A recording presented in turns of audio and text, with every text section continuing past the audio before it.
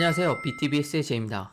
드디어 오늘 4월달 내용을 분석한 5월달 보고서가 발표되었습니다. 오늘 TD은행 보고서, RBC은행 보고서, CREA 보고서, 그리고 토론토 어소시에이션 보고서 이렇게 네 군데에서 발행한 보고서의 내용을 종합해서 살펴보겠습니다. 지금 시작합니다. 우선 캐나다 전역 데이터를 쓱 한번 살펴보시죠.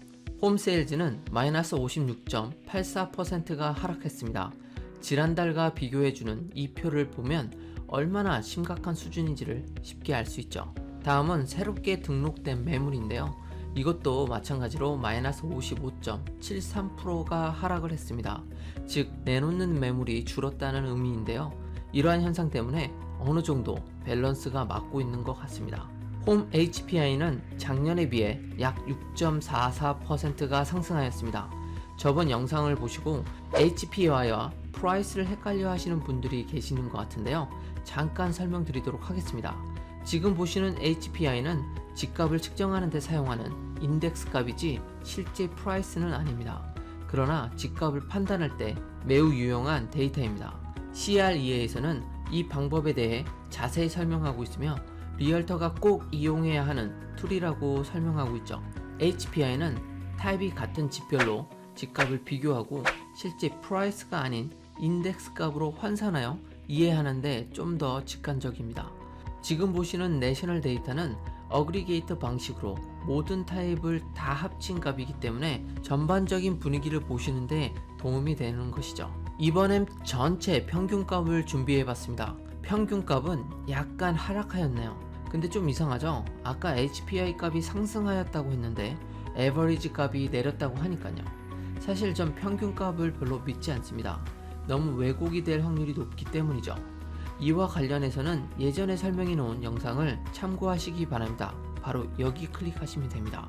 여하튼 평균값은 전체 집값을 합친 후 팔린 유니트 수로 나눈 값이기 때문에 비싼 집이 많이 팔렸냐 아니면 작은 집이 많이 팔렸냐에 따라서 값이 왔다 갔다 할 수 있기 때문에 이렇게 HPI와는 다른 데이터를 확인하실 수도 있습니다.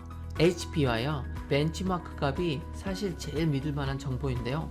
이것과 관련해서는 다음에 따로 영상을 한번 만들도록 하겠습니다.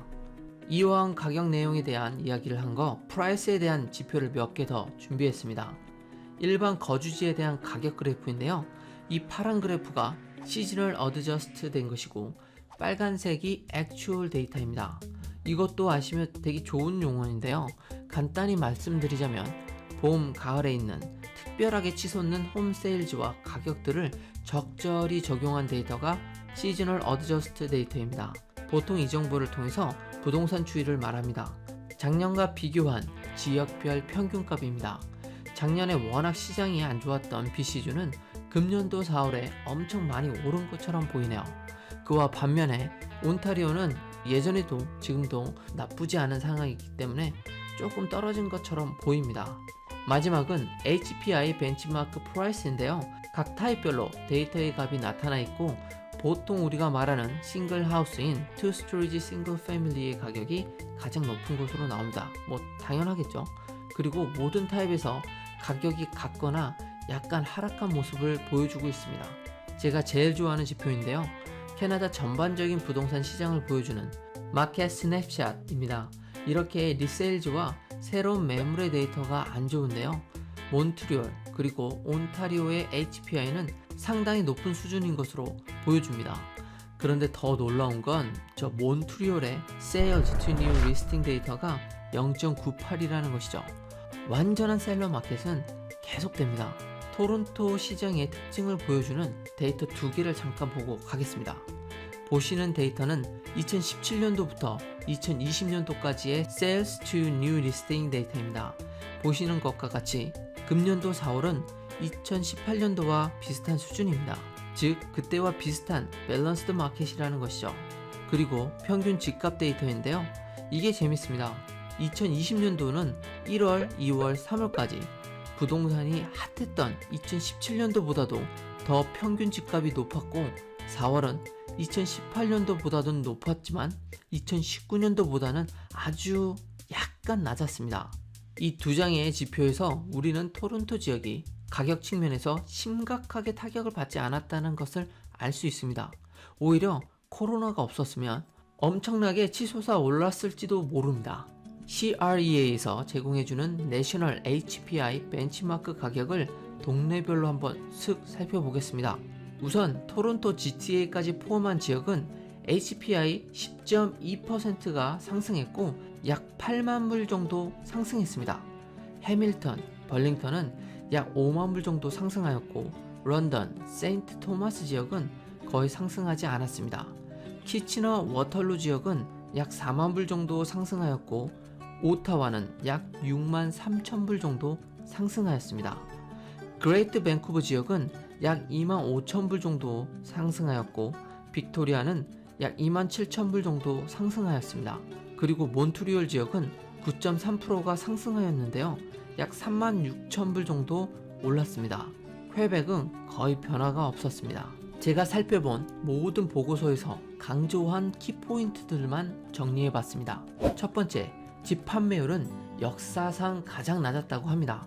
이건 누구나 예상했던 그 내용이죠. 두 번째는 4월달이 가격 측면에서 저점일 가능성이 높다라고 예상을 하고 있었습니다. 아마도 비즈니스를 다시 오픈하기 시작했기 때문일 것 같습니다.